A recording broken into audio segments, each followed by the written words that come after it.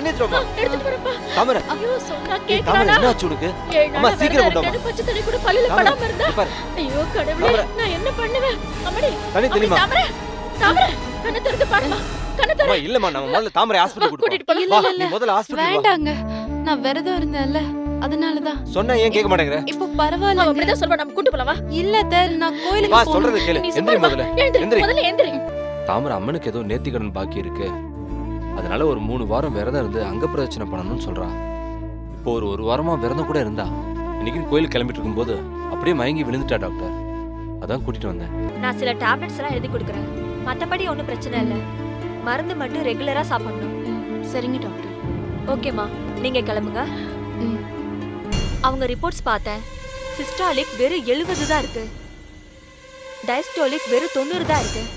இது மோசமான hyper tension. அவங்க ஹெல்த் கண்டிஷன் ரொம்ப மோசமா இருக்கு.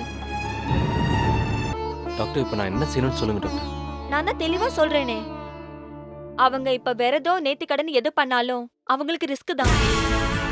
ஏதாவது ஒன்று ஆச்சுன்னா இங்கே கொண்டு வராதீங்க. Because that is battle. அவங்க உயிருக்கே இது ஆபத்து. அவங்கள நீங்க பக்கத்துல இருந்து ரொம்ப ஜாக்கிரதையா பாத்துக்கோங்க.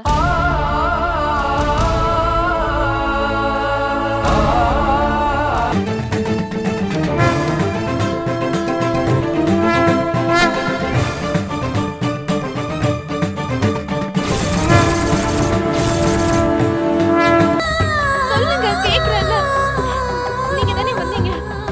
எனக்கு நல்லா தெரியும். நீங்க தான் எங்க வீட்டுக்கு வந்தீங்க. தாமரை எனக்கு நல்லா தெரியும். ஐயோ அதான் எனக்கு நல்லா தெரியும். இவங்க தான் நம்ம வீட்டுக்கு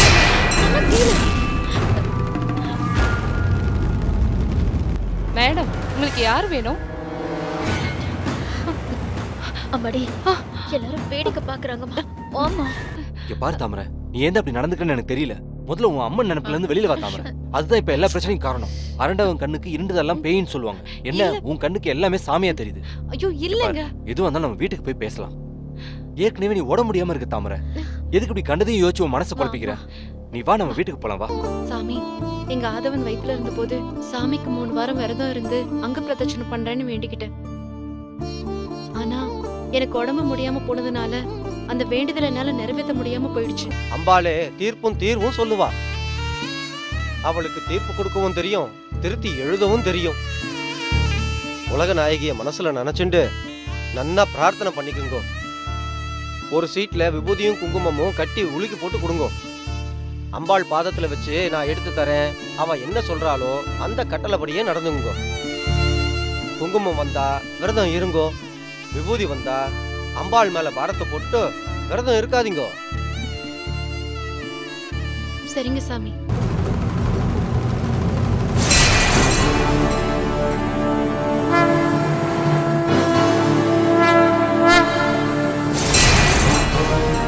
என்னது ஆச்சரியமா இருக்கு.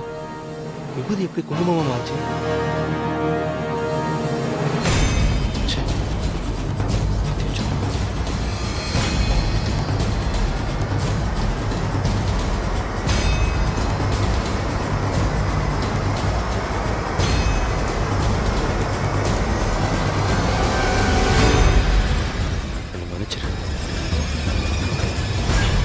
தாமரை, குங்குமம் வந்தா நீ சொன்ன மாதிரியே நாம நேர்த்தி கடன் நிறைவேற்றலாம்.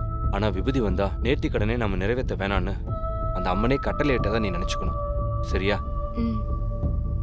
அம்பா சாம்பவி சந்திரமௌலி ரமலா அபர்ணா உமா பார்வதி அம்மா காளி நீயே ஒரு நல்ல முடிவா சொல்லு. திருநயனி காத்யாயனி பைரவி நீ என்ன முடிவு கொடுத்தாலும் சாவித்ரீம் அத நான் மனசார ஏத்துப்பேன்மா. நபகரீம் சாம்ராஜ்ய லக்ஷ்மி பிரதாம் சித்ரூபீம் பரதேவதாம் பகவதீம் ஸ்ரீராஜராஜேஸ்வரீம். இந்தம்மா உங்க மன குழப்பம் மறைய அந்த மகமாயியே ஒரு முடிவெடுத்து சொல்லியிருக்கா. எடுமா ஆதவ் இதுல எடுறா கண்ணா.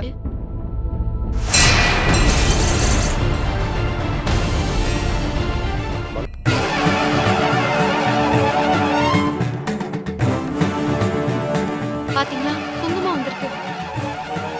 நான் சொன்னேன்லங்க நேர்த்தி கடன் பண்ணாம இருந்தா நம்ம குடும்பத்துக்கு நல்லது இல்லைன்னு. இப்ப பாருங்க ஆத்தாவே கட்டளையிட்டு இருக்கா. வாங்க போலாம். போலாம் மாதவ். தப்பு நடந்து போயிடுத்துமா.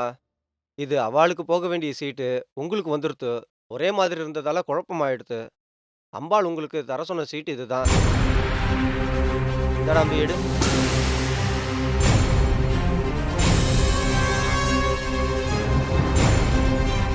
வரேம்மா. வாங்க சார். பாத்தியா தவிர நீதான் வீணா மனசு போட்டு குழப்பிக்கிட்டு இருக்க. இங்க பாரு, எந்த தெய்வத்துக்கும் பழி வாங்கணுன்ற எண்ணம் கிடையாது. இப்ப அந்த தெய்வமே உனக்கு வழிகாட்டி இருக்கு. இனிமேலாவது எந்த குழப்பமும் இல்லாம நிம்மதியா இரு.